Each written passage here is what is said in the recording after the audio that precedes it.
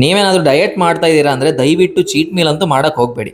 Welcome to day 9 of my 30 days fat loss challenge. ನಿನ್ನೆ pizza, biryani ಅಥವಾ ice cream ಏನಾದರೂ ತಿಂದ್ರಾ? ರಿಲ್ಯಾಕ್ಸ್. ಇದರಿಂದ ನಿಮ್ಮ ಫಿಟ್ನೆಸ್ ಜರ್ನಿ ಅಥವಾ ಫ್ಯಾಟ್ ಲಾಸ್ ಏನು ಹಾಳಾಗಿಲ್ಲ. ನಿಮಗೆ ಒಂದು ಸಿಂಪಲ್ ಕ್ವಶನ್, ನೀವೇನಾದರೂ ಒಂದಿನ ಜಿಮ್ಗೆ ಹೋದ್ರೆ ನಿಮ್ಮ ಬಾಡಿ ಬಿಲ್ಡ್ ಆಗಿಬಿಡುತ್ತಾ? ಇಲ್ಲ ತಾನೇ. ಹಾಗೆ ಒಂದು ಚೀಟ್ ಮೀಲ್ ತಿಂದ ತಕ್ಷಣ ನಿಮ್ಗೆ ಏನು ಫ್ಯಾಟ್ ಗೇನ್ ಆಗುತ್ತಾ? ಇಲ್ಲ. ನಮ್ಮ ಬಾಡಿ ಒಂದು ಮೀಲ್ ನೋಡಿ ಯಾವತ್ತೂ ಡಿಸೈಡ್ ಮಾಡಲ್ಲ, ನಮ್ಮ ಡೈಲಿ ಮತ್ತು ವೀಕ್ಲಿ ಹ್ಯಾಬಿಟ್ಸ್ ನೋಡಿ ರೆಸ್ಪಾಂಡ್ ಮಾಡುತ್ತೆ. ನೀವು ಒಂದು ವಾರದಲ್ಲಿ 6 ದಿನ ಕ್ಯಾಲರಿ ಡೆಫಿಷಿಯೇಟ್ ಮಾಡಿ, ಪ್ರೋಟೀನ್ ತಿಂದು, ಸ್ಟ್ರೆಂತ್ ಟ್ರೈನಿಂಗ್ ಮಾಡಿ, ಒಂದು ಮೀಲ್ನ ನೀವು ಹೊರಗಡೆ ಎಂಜಾಯ್ ಮಾಡಿದ್ರೆ ಯಾವುದೇ ಪ್ರಾಬ್ಲಮ್ ಇಲ್ಲ. ಆದರೆ ಒಂದು ಮೀಲ್ ಅನ್ನೋದು ಒಂದು ಚೀಟ್ ಮೀಲ್ ಅನ್ನೋದು ಚೀಟ್ ಡೇ ಆಗಿ ಕನ್ವರ್ಟ್ ಆಗಬಾರ್ದು, ಚೀಟ್ ವೀಕೆಂಡ್ ಆಗಿ ಕನ್ವರ್ಟ್ ಆಗಬಾರ್ದು. ಆಗ ಕ್ಯಾಲರೀಸ್ ತುಂಬ ಜಾಸ್ತಿ ಆಗ್ಬೋದು, ನಿಮ್ಮ ಪ್ರೋಗ್ರೆಸ್ ಸ್ಲೋ ಆಗ್ಬೋದು. ನೆನಪಿರಲಿ, ಒಂದು ಚೀಟ್ ಮೀಲ್ ನಿಮ್ಮನ್ನು ದಪ್ಪ ಮಾಡಲ್ಲ, ಹಾಗೆ ಒಂದು ಹೆಲ್ದಿ ಮೀಲ್ ನಿಮ್ಮನ್ನು ಫಿಟ್ ಮಾಡಲ್ಲ. ಕನ್ಸಿಸ್ಟೆನ್ಸಿ ಯಾವಾಗಲೂ ಪರ್ಫೆಕ್ಷನ್ಗಿಂತ ದೊಡ್ಡದು. ಯಾವತ್ತು ನೀವು ಕನ್ಸಿಸ್ಟೆಂಟ್ ಆಗಿದ್ರೇ ಆವಾಗ ನಿಮ್ಗೆ ರಿಸಲ್ಟ್ ಸಿಗೋದು. See you on day 10.